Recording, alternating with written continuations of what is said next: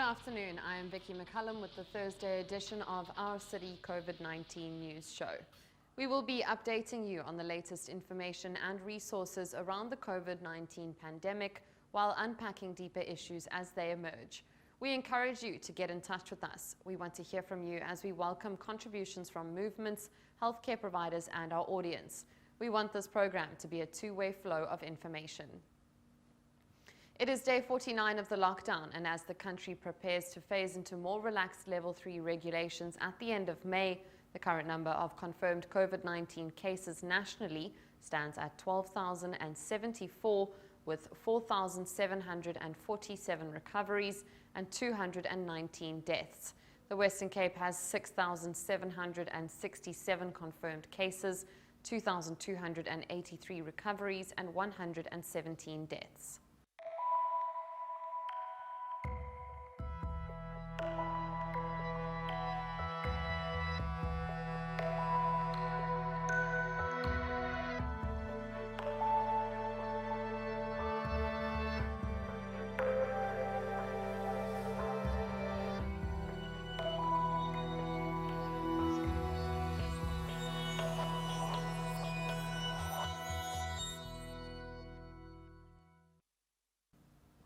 President Cyril Ramaphosa has postponed his visit to the Western Cape following Premier Alan Winde being forced to self-quarantine. The Premier made the announcement last night, saying he had been in a one-on-one interview with Cape Town-based cameraman Lungile Tom, who died from COVID-19 in hospital yesterday. Winde says since it had been nearly 7 days since his contact with Tom, he will quarantine for a further 7 days. The President and Health Ministers, Willem Kize, were meant to visit the province, currently the epicenter of the coronavirus, tomorrow. The Health MEC's spokesperson, Nomawethu Sibukwana, has confirmed the closure of the Dr. Abdurrahman Day Hospital in Athlone after exposure to COVID-19 yesterday.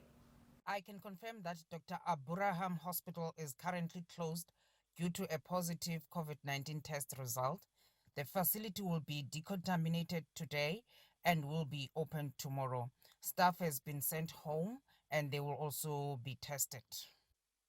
Mfuleni residents are in shock following the shooting of community leader Sandile Dastile yesterday. Police spokesperson Andre Trout says the 47-year-old man was shot in his home by two masked suspects. Dastile's wife as well as their two children were in the home at the time of the shooting. A fellow community leader, Nosipho Mkoko, says there has been tension in the area. Mkoko says she was surrounded over the weekend while distributing food parcels. Police have requested that anyone with information on the shooting contact Crime Stop on 08600 10111. A popular Grassy Park restaurant, Anisa's, has closed following a staff member testing positive for COVID-19. The restaurant made the announcement on their Facebook page, saying it will remain closed until reopening was approved by the health department. At the same time, Food Lovers Market in Takai closed after a positive COVID-19 case was reported. In a statement, the store says any staff members in contact with the team member would be required to quarantine until they were safe to return to work. The store will reopen with a new shift today. The elderly are the most vulnerable to coronavirus. 2 old age homes in the Western Cape have been hit by COVID-19. At Sensit Rest Haven in Strand, a resident who tested positive has died, while a nurse at the facility tested positive and is in self-isolation. At Nazareth House in Vredehoek, 3 residents who tested positive have died, while another 2 other residents and 13 staff members have also tested positive at the same facility. Both facilities have been locked down. A fire in Mfuleni at approximately 5:30 yesterday morning has claimed the life of a female miner and left a man and woman with 70% burn wounds. The city's fire and rescue services received an emergency call in Ebola Street, where they later found the body of the miner under debris. Fire spokesperson Jermaine Carlson says the fire was extinguished just before 6 a.m. and the scene handed over to the South African Police Services. A female miner died and a man and woman both sustained 70% burn wounds in a fire in Mfuleni this morning. The city's fire and rescue service received an emergency call at approximately 5:30 of informal structures alight in Ebola Street. Fire crews from Mfuleni, Kuils River and paramedics from Goodwood were dispatched to the incident. Although the fire was extinguished at 20 minutes to 6, firefighters came across the body of the female miner amongst the debris. The man and woman were treated on scene and were taken to hospital by ambulance. The scene was handed over to the South African Police Service. It's time for an ad break. We'll be back shortly.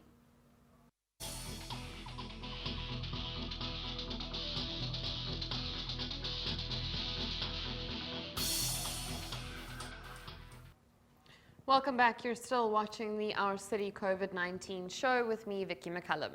We will be giving you the latest updates on the COVID-19 pandemic and sharing essential resources and information with you. With the national lockdown still in effect, farm workers, and specifically women, face various issues ranging from hunger to lack of income. Some are sole providers for their families. With the economy taking a huge hit, it will be hard to say whether or not they will have jobs to return to. Ayanda Nabe spoke to the Director of Women on Farms, Dr. Colette Solomons, for more on this. Today I'm speaking to Colette Solomons, Dr. Colette Solomons from Women on Farms. Without further ado, let me just zero into the issues of the day. Dr. Colette, could you help us understand what are the problems that women in particular that are working on farms are facing? Thanks, Ayanda. Please call me Colette. So there are a number of issues that women are facing. If we look first at the issue of women seasonal workers, the main problem that they've been facing since the lockdown has been the fact that the labor centers are closed, so they are unable to process their UIF applications.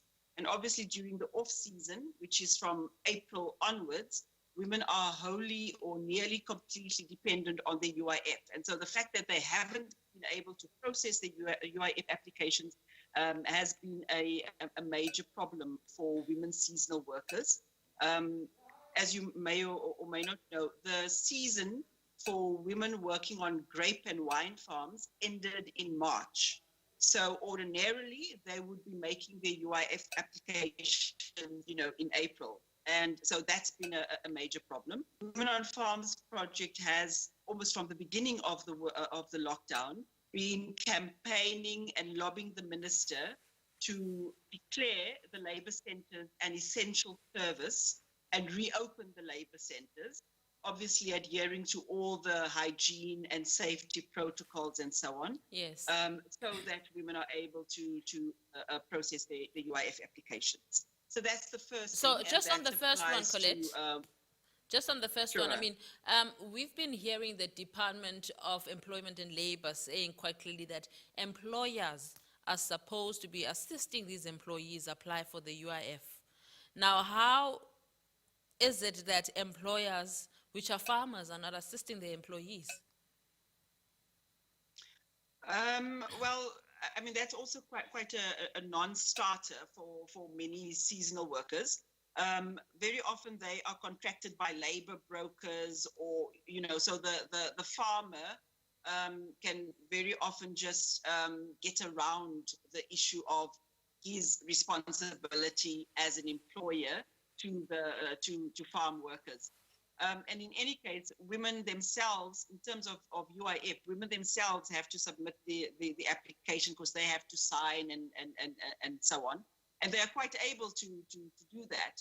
But all that they need is for the labor centers to be open so that they can submit their applications, their claim forms. Also, many workers, seasonal workers that work for labor brokers, those labor brokers also really don't have the wherewithal to make the applications on behalf of the seasonal workers. There's a lot of issues around labor brokers, the fact that they often not regulated, they don't have administrative capacity and so on to do the processing of UIF. So really the simplest thing would be just for the labor centers to be reopened. Yeah. But have you approached government? I mean, one shudders to think the government will not be even aware or cognizant of this kind of a challenge that women are facing on farms. But have you approached government? Is there any efforts that you've assisted these women to do to make sure that government hears and understands what the real challenges are? We've had a campaign since the 1st of April, and we've written 2 letters to the Minister of Employment and Labour. highlighting the issue, highlighting the fact that women seasonal workers are struggling because the labor centers are closed, proposing that he declare the labor centers an essential service, also asking why doesn't he introduce mobile labor centers that can go to the farming areas so that women could process their applications, from the farms and the farming areas where they are residing. So we've written 2 letters to the minister, asking for assistance and describing the economic hardships that women are having as a result of not being able to process their UIF applications. So we've received acknowledgement of our 2 letters from the minister's office, saying that the minister will pay attention and will take heed of our letter. So we know that the minister's office or officials close to him in his office have received our letters. But to date, there has been no formal reply by the minister or his staff on our request. Which is rather sad because women are really suffering at this point. But, we've been hearing a lot of activity going around. NGOs have been distributing food parcels. Government has contributed to food parcels. How are these getting to the people on the farms, to women on farms? So again, with we applaud the government for its response with COVID-19, the lockdown, and all the measures that have been taken. I think the world is applauding South Africa for the fast action that was taken to flatten the curve. However, some of the remedial or relief or humanitarian responses have been very, very late and very slow in actually trickling down to living and on farms. So I think it's taken 3 or 4 weeks in some cases for women to get the food parcels. We, as women on farms, submitted a very comprehensive list to the Department of Social Development weeks and weeks ago. And I think last Friday, we still had some women receiving the food parcels for the first time. So basically, for the last 4 weeks or more, many women have not had access to the food parcels, especially women living on farms. And to think this is day 48 of the lockdown. Day 48 of the lockdown, people are just receiving food parcels. What have been... Exactly. I cannot imagine how they've survived. Colette, now we've mentioned the first problem of the many that you've listed. Let us move on to problem number 2 and hear how that goes. Problem number 2 maybe deals with farm workers who are still working, because obviously some workers, the seasonal workers that I just talked about in the first point, they stopped working in March, but other workers are continuing to work, like workers on citrus farms and apple farms and so on, workers that are in the agri-processing part of the value chain who are working in packing sheds and so on. So what we've heard from workers on farms is that very often they are still being transported in overcrowded vehicles, where there's no social distancing, no provision of masks, no sanitizer, no sanitizing of the vehicle that's transporting them, but basically a big issue around overcrowding in getting workers to and from farms. And then secondly, another issue is around social distancing in the workplace. So we know, for example, of a processing plant or food packing plant in Ceres, and I think one in Tulbagh as well, which have had to close down in the last week or so because of COVID-19 positive cases. And that doesn't surprise us because workers, management have not been adhering or complying with the health and hygiene measures that should have been in place. So social distancing in the workplace, providing workers with masks, sanitizers, all of those basic things that really by now all employers should be totally conversant with and familiar with. So that's happening on many farms and in many agri-processing plants. And of course, the Department of Labor, they just, have not been able to inspect as widely as we would have hoped them to be inspecting. And this is obviously causing a weak link in the chain if there's no social distancing at the workplace and in the vehicles Yeah. transporting workers. No, So there's a lot of issues there's a around lot sort of that's going, PPE yes. and all of that But you in see, the workplace. and the one thing, Colette, that I seem to really struggle to understand with what is going on today is the fact that once the company has been shut down because of non-compliance, what then happens? Shutting down is just it? No penalties? They have no responsibilities to the people whose lives they've put in danger? Because if my mother is a farm worker and she comes home with a virus, having contact, I get it and everyone else in the household gets it. And where I work, I take it there. So these employers seem to be getting away with nothing. They walk out smoking as if nothing has happened. Is there anything that you think we should do to make them more responsible? Is government doing enough? I mean, I hear you saying that the inspectors are not even there. Sometimes they don't come. And, and you've been complaining for so long and they've not attended to so many issues. Why would they come now? But is there anything else that we can do? Because we're talking about COVID-19 at this present moment. Exactly. So I think, Ayanda, it's important to situate the current problems and government's current responses to contextualize that and say, well, actually, even during pre-COVID-19 times, there's been a laxness from the part of government to really, really enforce labor legislation on farm, Yeah. And so with the result, farmers have become quite confident in actually flouting existing labor legislation, be it about paying the national minimum wage, about pesticides exposure, contracts for workers, women not having access to toilets in the vineyard during the working day. Mm-hmm. So a range of labor rights violations ordinarily take place on farms, and there's a lack of enforcement by the Department of Labor.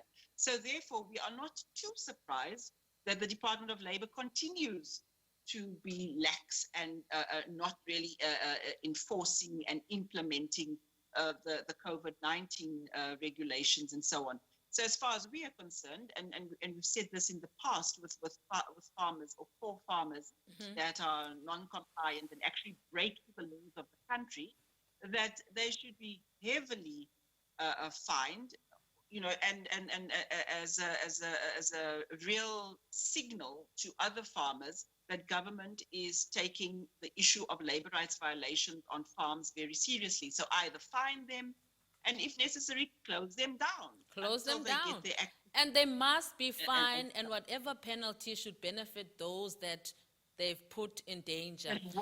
But Colette, COVID-19 has really, really exposed our government, has exposed the employers that we have in this country in the private sector.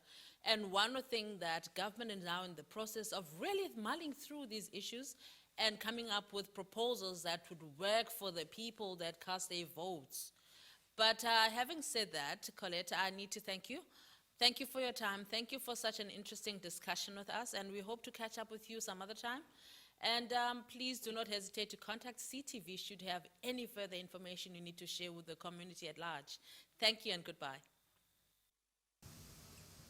President Cyril Ramaphosa last night addressed the nation for the first time since South Africa downgraded to level 4 lockdown. South Africa will remain on level 4 until the end of May. We risk a rapid and unmanageable surge in infections.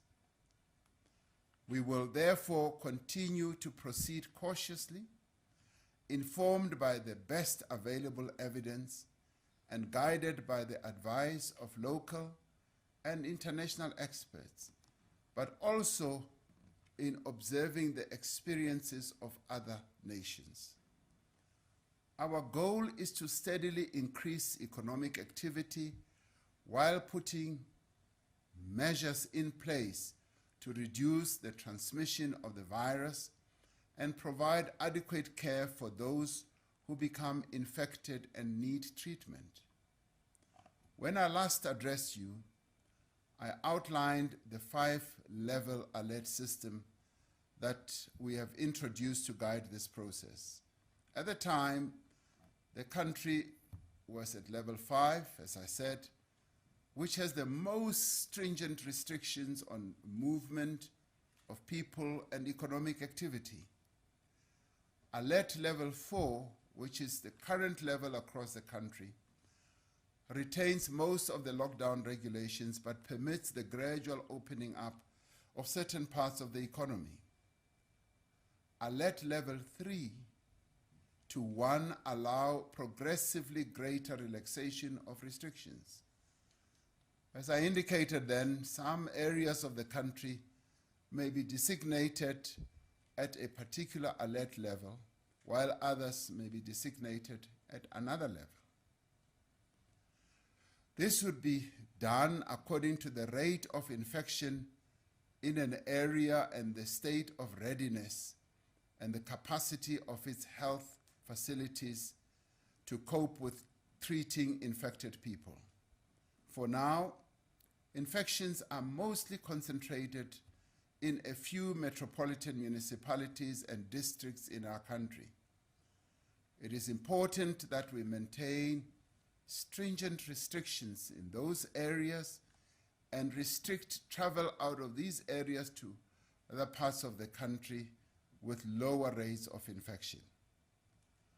We will immediately begin a process of consultation with relevant stakeholders on the proposal that by the end of May, most of the country should be placed on alert level 3, but that those parts of the country with the highest rates of infection remain on level 4.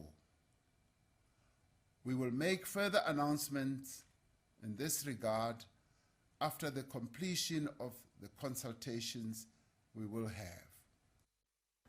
The President also touched on the scourge of gender-based violence. He says the levels of gender-based violence have increased tremendously since the lockdown started, adding that there is a war against women in the country. The fact that we have a shutdown and the fact that we have coronavirus, unfortunately for us, does not stop the challenges that are faced by women and children in their homes. It is to that regard that even amongst the ministers that are responsible, whether it's justice or whether the police, we are highlighting the fact that the lockdown must not ignore or forget about the challenges that we face in terms of violence against women and children. Also to that effect, in our meeting this morning as the department and as a portfolio, we highlighted this issue in terms of saying what exactly must people be expected to do when they are confronted by this issue of violence against women and children. And therefore, our call center will really have to be, have to step up. And we are also saying to all, let's not lose sight. What will make it even worse is the fact that many of the people who under normal circumstances, you'll find that for hours they spend the hours at work or they spend the hours. Now they are going to be confined to their homes. And therefore the pressure that will then arise when they are unable to move will actually escalate. Ever since the nationwide lockdown, the Department of Social Development has put in place a gender-based violence and femicide center. The center has received more than 120,000 calls from victims in the first 3 weeks of lockdown. Last night, President Cyril Ramaphosa expressed his concern about the increase of gender-based violence during lockdown. There have been very disturbing reports of increased levels of gender-based violence since the lockdown started.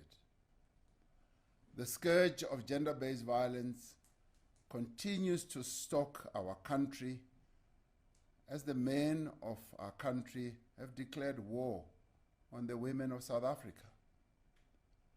We have developed an emergency pathway for survivors to ensure that the victims of gender-based violence are assisted.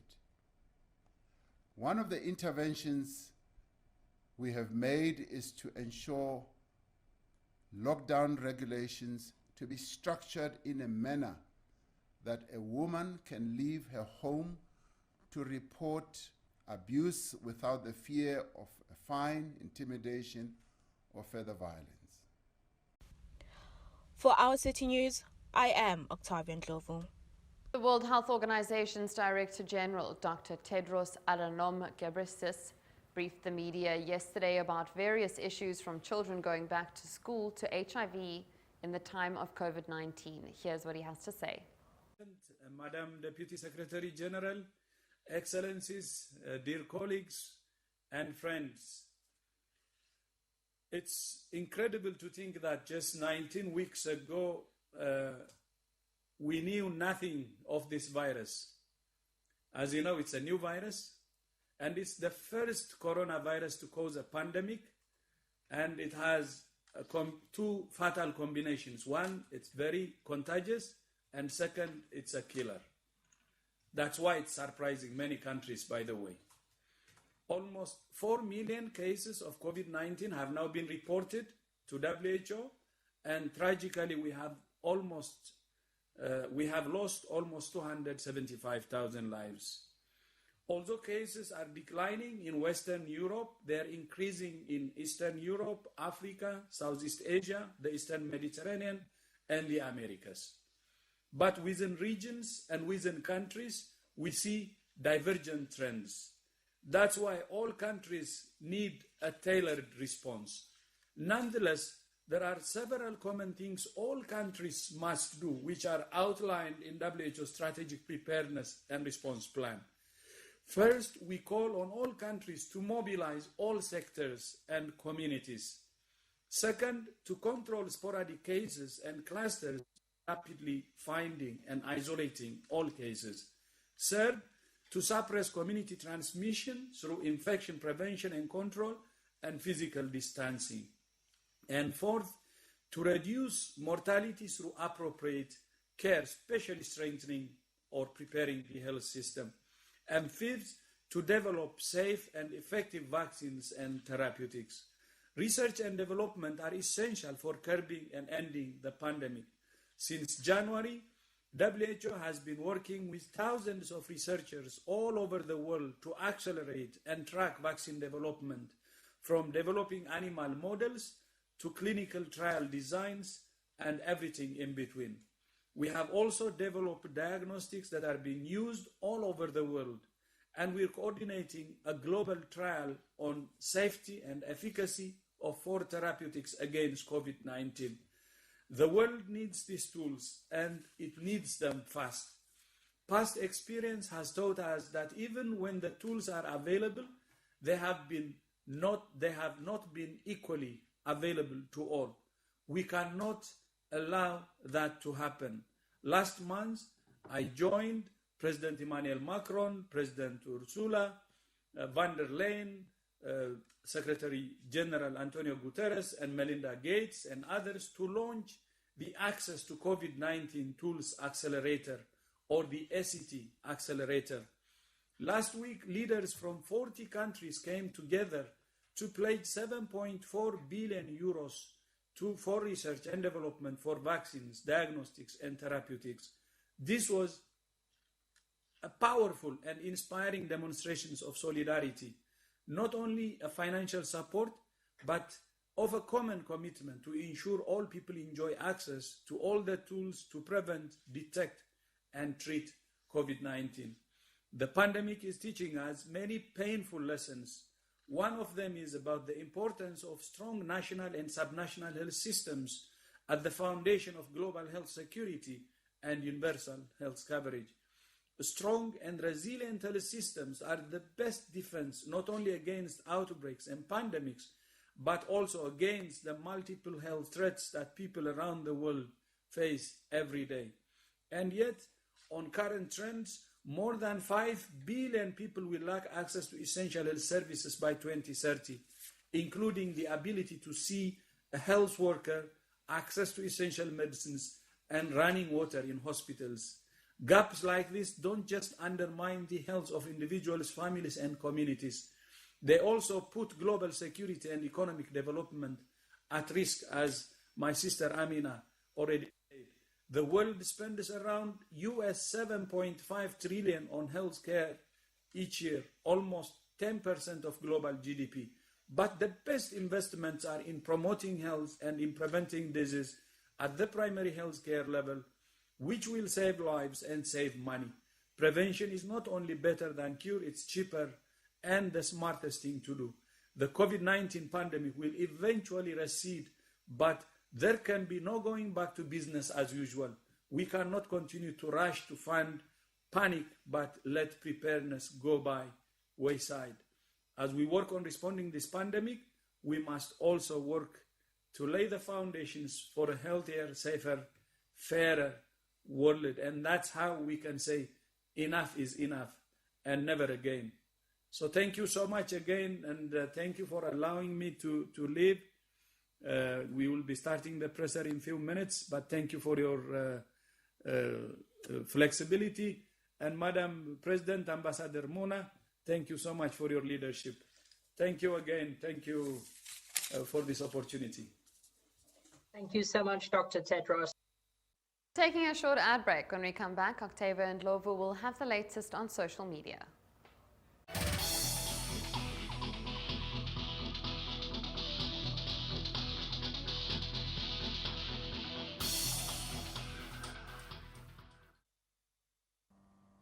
Welcome back. Before the ad break, we had Vicky McCullen with the latest news.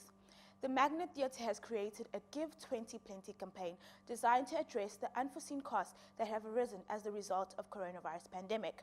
The Magnet Theatre needs to keep training and nurturing a generation of young leaders in the creative industries who can walk the nation out of here when social distancing is over.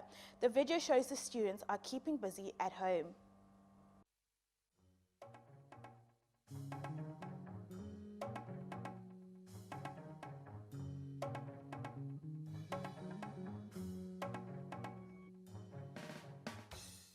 Hi everybody, welcome to your first movement class in this new remote learning format. Hi there, hope you all are well. Welcome to your first vocal maintenance studio work. Good morning trainees, I hope that you are well and that you're looking after yourselves. So Zuks and Palesa, we're going to do the exercise about inflection.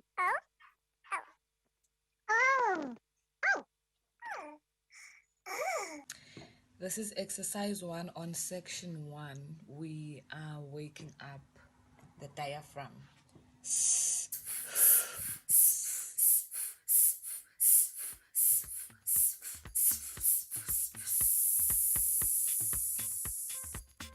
Alright guys, this is your spinal warm-up. Right, so let's start with our feet parallel, standing nice and tall. Okay, here we go. And 1, 2, 3, 4, up and down.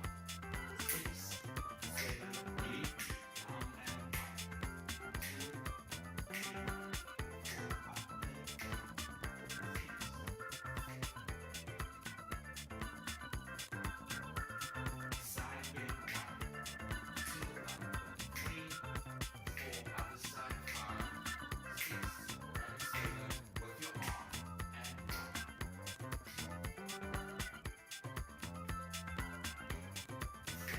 Again, 2, 3, 4, open 5, 6. Hello everyone, I'll be doing a monologue from Moza Albert. When the television cameras turn on him, will he be smiling? Where's that Jesus now? Why can't he come and bring my loved ones back to life like he did to that widow in Nain? Because if there's a right time for him to come back, it's now. I'm in the car with my dad and he's speeding down the freeway between Joburg and the KZN. I was a panther. I was a tiger. I was everything they wanted me to be. I was their black King Kong.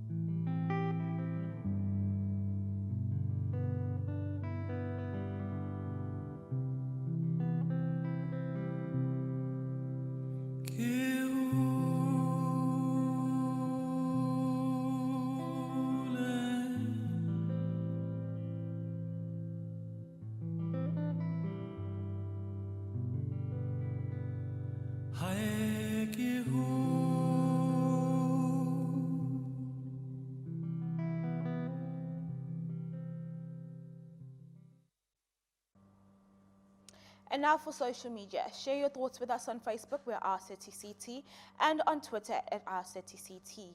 These are the popular hashtags on Twitter today. Alan Windy, the Western Cape Premier, currently is in self-isolation after COVID-19 contact. He wants the entire province to be on level 3 lockdown at the end of May. President Cyril Ramaphosa, in his address, warned the metro hotspots might remain on level 4. John Steenhuisen, the acting leader of the DA, is heading to court over lockdown regulations. The party believes lockdown has destroyed more lives than it has saved, with millions of jobs lost. After the ad break, we'll be crossing over to Vicky McCullen, who will share information and resources of places of safety that you can use during this period. Stay with us.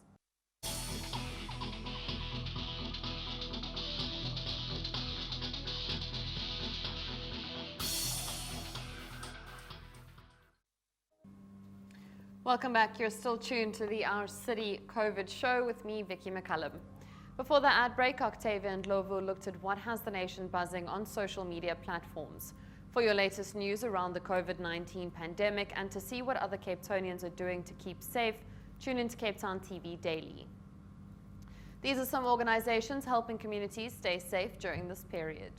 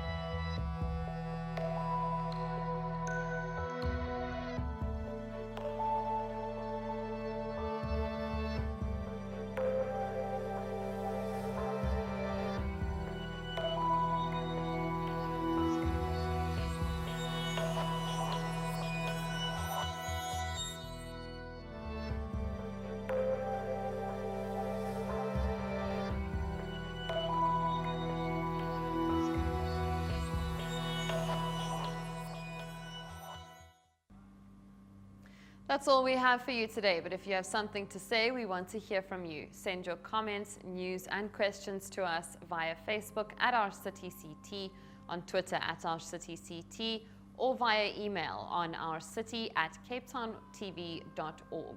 You can also call us on 021 448 0448. From me, Vicky McCullum, and the Our City crew, have a great day. Goodbye.